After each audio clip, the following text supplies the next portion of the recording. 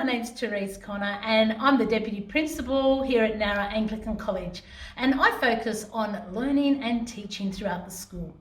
Here at Nowra Anglican College, we do focus on content and building knowledge in all our students, but we also focus very much on the attitudes and the behaviours that underpin great learners. As educators here at NAC, we are constantly looking at how we can get better at what we do. We look at how we can grow and how we can learn, and we look to provide the best opportunities for every child in our school to build their learning muscles. We call this building learning power. Building learning power is all about building attributes and behaviours within students so that they actually can go out into an ever-changing world and not only survive, but to flourish and thrive. So what we will do is we will teach children how to collaborate really well. Not just use the words, but actually teach them the skills that actually make them great collaborators and allow them to put it into practice so that they can practice those skills over and over again until they become a habit. It becomes part of their character, it becomes part of who they are.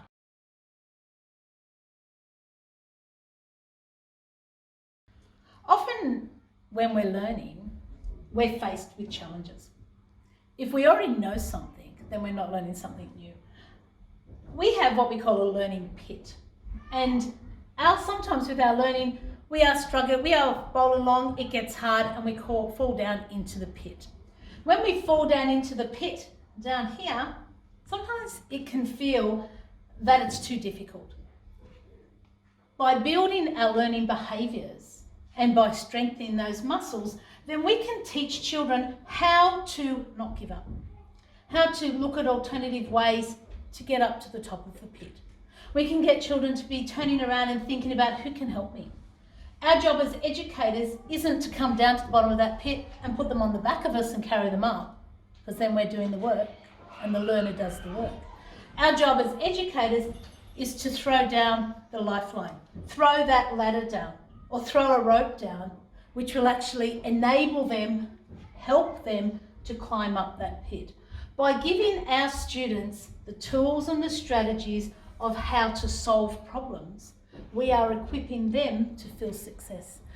By doing that consistently over time, over and over again, our students then know how to do it eventually independently. So when they do fall down into an area where they have a problem that is a difficult problem to solve, or they're in uncertain times, they then have a whole toolbox full of strategies and tools that enable them to reach success. And that may be collaborating. That may be getting somebody else to help them to do that.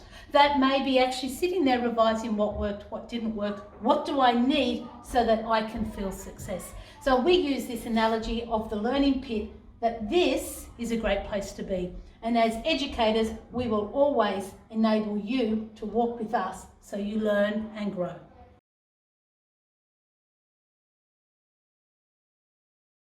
To develop reasoning is actually a really hard thing to do.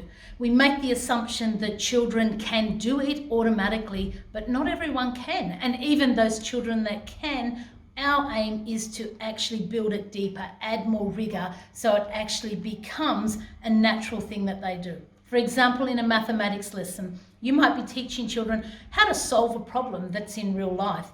Instead of just teaching them the process, here at Nowra Anglican College, we actually teach them the explicit tools that will allow them to develop their reasoning habits. For example, it might be guess and check. It might be substituting. Did that work?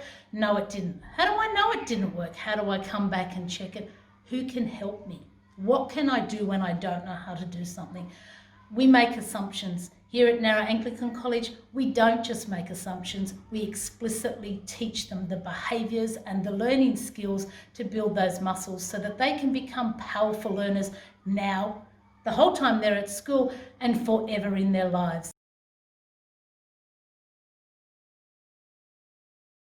Our teachers are on that road of continuous improvement. As educators, we look at what's working, what's not working, and how do we make it even better. So we don't sit on our morals, we always look at continuous improvement.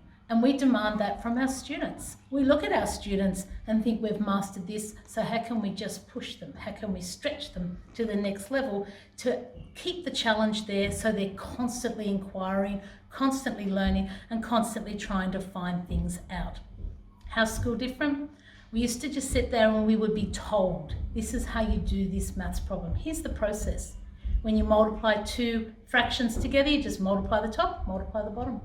Here at Nowra Anglican College, we actually will put that problem in front of them and let them grapple with them. Let them sit in an area of uncertainty, in an area of challenge where they have to be resourceful and seek assistance. Don't give them the answer, question, probe, guide, and teach them how to do that. And eventually they'll be working with you. The satisfaction levels are through the roof. The enjoyment levels are through the roof. The engagement, the motivation are strong, happy, healthy students that love learning.